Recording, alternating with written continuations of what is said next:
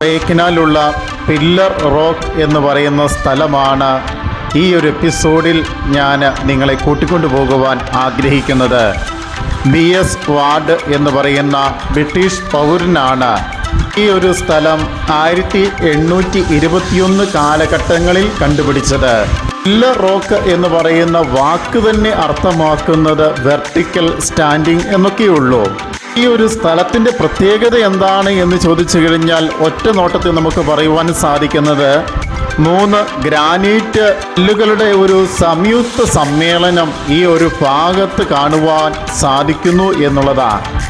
Shoulder to shoulder എന്ന് പറയുന്നത് പോലെയുള്ള 3 ഗ്രാനൈറ്റ് കല്ലുകൾ ഈ ഒരു മലയുടെ മുകൾ ഭാഗത്തായിട്ട് നിലയുറപ്പിച്ചിരിക്കുന്നു എന്നുള്ളതാണ് ഇതിൻ്റെ ഏറ്റവും വലിയ അട്രാക്ഷൻ എന്ന് പറയുന്നത്.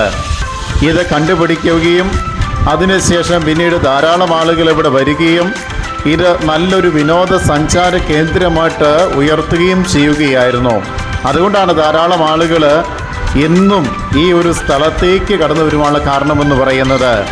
ഈ ഒരു സ്ഥലത്തിൻ്റെ താഴ്വാരം എന്ന് പറയുന്നത് വലിയ കൊക്കയിലേക്കാണ്. അതുകൊണ്ട് തന്നെ അതിൻ്റെ നല്ല രീതിയിലുള്ള സുരക്ഷിതത്വം ടൂറിസ്റ്റ് അധികാരികൾ എടുത്തിട്ടുണ്ട് എന്നുള്ള കാര്യം കൂടി ഓർമ്മപ്പെടുത്തുവാൻ ആഗ്രഹിക്കുകയാണ്. കാരണം സഞ്ചാരികളുടെ തിരക്ക് വർദ്ധിക്കുന്നതനുസരിച്ച് ചിലപ്പോൾ താഴേക്ക് പതിക്കുവാനുള്ള സാധ്യതകൾ കൂടുതലാണ് എന്ന് മനസ്സിലാക്കിയത് കൊണ്ടാണ് വലിയ ജാഗ്രതയോടുകൂടി നല്ലൊരു സുരക്ഷിതത്വം ഇതിൻ്റെ അധികാരികൾ ഉറപ്പുവരുത്തുവാനുള്ള കാരണമെന്ന് പറയുന്നത്.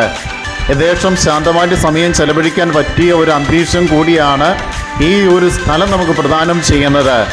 അതിന് പറ്റിയ രീതിയിലുള്ള ഇരിപ്പിടങ്ങളും കാര്യങ്ങളൊക്കെ ഉണ്ട്. ഞങ്ങൾ വന്ന സമയത്ത് പോലും കോടമഞ്ഞ് ഇങ്ങനെ പൂർണ്ണതയിൽ നിലനിൽക്കുന്നതാണ് ഞങ്ങൾക്ക് കാണുവാൻ സാധിച്ചത്. എങ്കിൽ പോലും അതിൻ്റെ മനോഹാരിത പറഞ്ഞറിയിക്കാൻ പറ്റാത്ത ഒന്നാണ് എന്നുള്ള കാര്യം എൻ്റെ കൂടെയുള്ള ബാച്ചുകാരും അയവിറക്കുകയായിരുന്നു.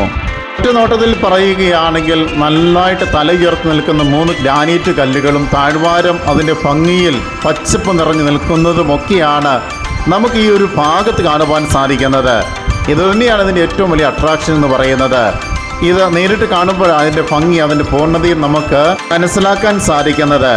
കൊടൈക്കനാലിലെ വിനോദസഞ്ചാര കേന്ദ്രങ്ങളെക്കുറിച്ചൊരു വാക്കും കൂടി ഈ ഒരു അവസരത്തിൽ പറയുവാൻ ഞാൻ ആഗ്രഹിക്കുകയാണ്.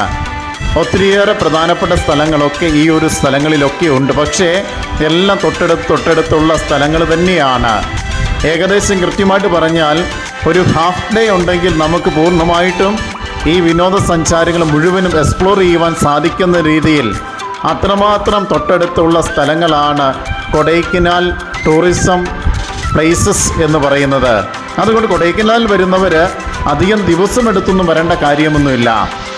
നിങ്ങൾക്ക് ആവശ്യമെങ്കിൽ തീർച്ചയായിട്ടും ഒരു ദിവസം കൊണ്ട് പൂർണ്ണമായിട്ടും ഈ ഒരു ഭാഗം മുഴുവനും നമുക്ക് കണ്ടു തീർക്കുവാൻ സാധിക്കും. നല്ല മനോഹരമായ സ്ഥലങ്ങളാണ് കൊടൈക്കനാലിൽ നിങ്ങളെ കാത്തിരിക്കുന്നത്.